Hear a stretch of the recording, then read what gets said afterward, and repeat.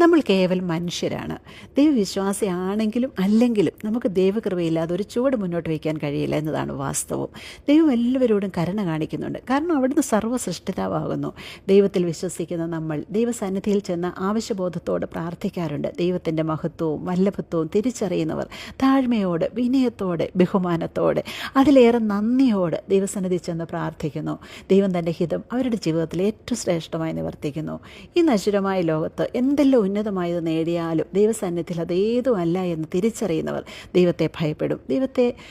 ദൈവം നൽകിയതല്ലാതെ സ്വയമേ താനൊന്നും ആർജിച്ചിട്ടില്ല എന്ന് യഥാർത്ഥമായും തിരിച്ചറിവുള്ളവർ ദൈവത്തിന് സകല മഹത്വവും പൂർണ്ണ ഹൃദയത്തോടെ അർപ്പിക്കും.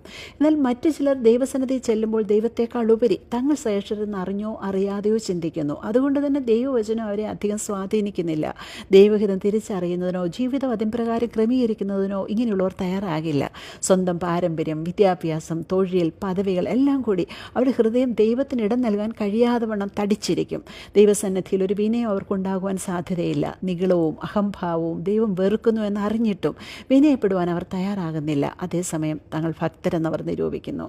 തങ്ങൾ ദൈവത്തിന് വേണ്ടി ചെയ്തതായി പറയപ്പെടുന്ന വൻ കാര്യങ്ങളൊക്കെ നിരത്തിവെച്ച് ദൈവം തങ്ങളുടെ ആവശ്യങ്ങളെല്ലാം അതുകൊണ്ട് നിവർത്തിച്ചു തരുന്നതിന് ബാധ്യസ്ഥനാണെന്ന് അവർ കരുതുന്നു. എന്നാൽ പ്രിയമുള്ളവരെ, ഇങ്ങനെ സ്വയം നീതിയിൽ ആശ്രയിച്ച് തൻ്റെ കൈകളുടെ പ്രവൃത്തികളിൽ നിഗളിച്ച് ദൈവസന്നിധിയിൽ അഹംഭാവത്തോടെ ചെന്ന് പ്രാർത്ഥിച്ചാൽ ദൈവം ആ പ്രാർത്ഥന കേൾക്കില്ല. ഇത് കർത്താവ് ഒരു ഉപമയിലൂടെ വ്യക്തമാക്കുന്നുണ്ട്. 2 മനുഷ്യർ പ്രാർത്ഥിപ്പാൻ ദേവാലയത്തിൽ പോയി. ഒരുത്തനൊരു പരീശൻ, മറ്റവൻ ചുങ്കക്കാരൻ. പരീശൻ നിന്നുകൊണ്ട് തന്നോട് തന്നെ, ദൈവമേ, പിടിച്ചുപറിക്കാർ, നീതികെട്ടവർ, വ്യഭിചാരികൾ മുതലായ ശേഷം മനുഷ്യരെ പോലെയോ ഈ ചുങ്കക്കാരനെ പോലെയോ ഞാൻ അല്ലായികയാൽ നിന്നെ വാഴ്ത്തുന്നു. ആഴ്ചയിൽ 2 വട്ടം ഉപവസിക്കുന്നു, നേടുന്നതിലൊക്കെയും പതാരം കൊടുത്തു വരുന്നു എന്നിങ്ങനെ പ്രാർത്ഥിച്ചു. ചുങ്കക്കാരനോ ദൂരത്ത് നിന്നുകൊണ്ട് സ്വർഗത്തേക്ക് നോക്കുവാൻ പോലും തുനിയാതെ മാറത്തടിച്ചു. ദൈവമേ, പാപിയായ എന്നോട് കരുണയുണ്ടാകണമേ എന്ന് പറഞ്ഞു. അവൻ നീതീകരിക്കപ്പെട്ടവനായി വീട്ടിലേക്ക് പോയി. മറ്റവൻ അങ്ങനെയല്ല. തന്നെത്താൻ ഉയർത്തുന്നവനെല്ലാം താഴ്ത്തപ്പെടും, തന്നെത്താൻ താഴ്ത്തുന്നവനെല്ലാം ഉയർത്തപ്പെടുമെന്ന് ഞാൻ നിങ്ങളോട് പറയുന്നു.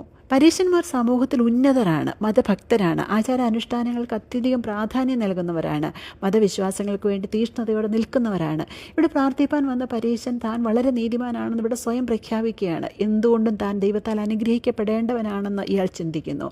ശ്രദ്ധിച്ചു നോക്കിയാൽ വ്യക്തിയുടെ പ്രാർത്ഥന പോലും തന്നോട് തന്നെയാണ്. ദൈവത്തിന് ഇവിടെ വലിയ പ്രസക്തി കാണുന്നില്ല. സ്വന്തം നിലയിൽ പ്രാർത്ഥന ചിന്തിക്കുമ്പോൾ പിന്നെ ദൈവത്തിന് എന്ത് പ്രസക്തി? എന്നാൽ താനൊരു പാവിയെന്ന് സ്വയം തിരിച്ചറിയുന്ന ചുങ്കക്കാരൻ്റെ പ്രാർത്ഥന ശ്രദ്ധിക്കുക. അയാൾക്ക് ദൈവത്തിൻ്റെ ആവശ്യമുണ്ട്. അയാൾ ആരെന്നും ദൈവം ആരെന്നുമുള്ള കേവല ബോധ്യം അയാൾക്കുണ്ട്. സർവ്വവല്ലഭനായ ദൈവത്തിൻ്റെ മുമ്പാകെ തൻ്റെ നിസ്സാരത തിരിച്ചറിയുന്ന ആ മനുഷ്യൻ ഹൃദയനുറുക്കത്തോടെ മാറിത്തടിച്ച് ദൈവസന്നിധി നിലവിളിക്കുകയാണ്. അയാൾക്ക് ദൈവസന്നിധിയിൽ നിരത്തിവെക്കുവാൻ ഒരു ശ്രേഷ്ഠതയും സ്വയമായില്ല. എന്നാൽ ദൈവം ആ മനുഷ്യനെ അനുഗ്രഹിക്കുന്നതായി കാണുന്നു. എന്നാൽ ഇവിടെ സ്വയം സംപ്രീതനായിരിക്കുന്ന പരീശൻ ദൈവത്തിൽ നിന്നൊന്നും പ്രാപിച്ചിട്ടില്ല.